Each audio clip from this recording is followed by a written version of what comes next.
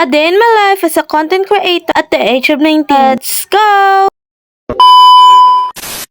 Hello mga kaprobinsyana! So ngayon may panibago na naman tayong gagawin. At yun ang paglilinis ng ating bahay. Kasi mamaya mga 4 magsisimba tayo. Kaya samahan niyo ako maglinis ng bahay. So ngayon is 2:10 PM. Ikling ganap lang for me. Ngayon is 2:11 PM na. Kailangan natin magmadali kasi marami pa tayong gagawin. At 2 oras na lang magsisimba na tayo. Inuna ko pala magligpit ng higaan muna kasi bago lang akong gising. Natulog ako ng 1, magigising ako ng 2. Exactly 1 hour lang yung tulog ko dyan. Kasi mamayang gabi may tatrabahuin naman tayo. Nakita ko din yung mga hugasan dito kaya nilinisan ko na lang. Or hinugasan. Kasi para malinis rin ang ating bahay. Hindi na rin ako nakapag-tiktok na maayos kasi nagkasakit ako. Kaya ngayon araw ay magbabawi tayo. Nag-aayos na pala ako dyan para maligo. Nag-ready na rin ako para makapagligo na ako. Nag-ready ako ng mga shampoo, sabon, or mga kahit ano-ano. Nagmamadali ako dyan kasi sobrang late na ako. Kasi ngayon na lang ulit ako nakapagsimba. Sabon ko pala na ginagamit dyan is Color Black. Yung sabon ni Fiang. O diba kahit maligo, nandyan pa rin kayo. Sa buong buhay ko ngayon na lang ulit ako nakapagligo. Charis! So far ngayon tapos ako magligo dyan. At nagpapakit-kut na rin ako para wala lang. And then sharp-sharp pa naman tayo. Ang saya-saya ni ate kasi ngayon na ulit nakapagligo.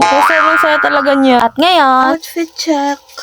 At nakapag-outfit check na rin ako. Wala lang, gusto ko lang maganda-gandaan. Bakit ba? And syempre, nakabili ko na rin to sa Shopee. Mahigit 100 plus lang siya binili ko. And then, tama rin naman ang sukat niya. Pwede rin yung small to medium to large. Hindi naman pwede mabaho tayo doon. Kaya nagpabango na ako. Ang pabango pa lang ginamit ko dyan yung uso dati. Yung Victoria's Secret ba yun? And syempre, pagkatapos ako, naganda-gandahan na din ako. Hindi na din ako nakapagtapos ng makeup kasi nag-get ready with me ako. Nakapag-video or nakapag-record ng aking mga pag-makeup kasi inuna ko yung TikTok kasi wala akong i-upload sa TikTok and then ila-upload ko din naman to sa YouTube. So, ito na yung final nag-makeup ako and then naglagay ako ng mga accessories kasi pang mura lang naman ito.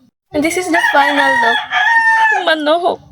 And so na hindi ko na pinakita yung daan namin. Naganda-gandahan na din ako dyan kasi sa loob na din ako ng church. So far, kundi pa lang naman yung mga tao. Pero maya-maya magdadami-dami na yan. December 7 pala yan. Kaya sobrang kunti pa lang ng tao kasi nauna yata ako dito. Mas maganda kaya maaga kaysa huli. Kasi wala ka na talagang upuan kapag nahuli ka pa. So ayan na nga, nag-umpisa na yung mass. At hindi na ako nakapag-vlog ng maayos dito. Kasi naman nahihiya ako. Kasi ako lang nagsa-cellphone dito. Kaya nagkakanta-kantahan tayo dyan kasi choir tayo. Yun lang guys!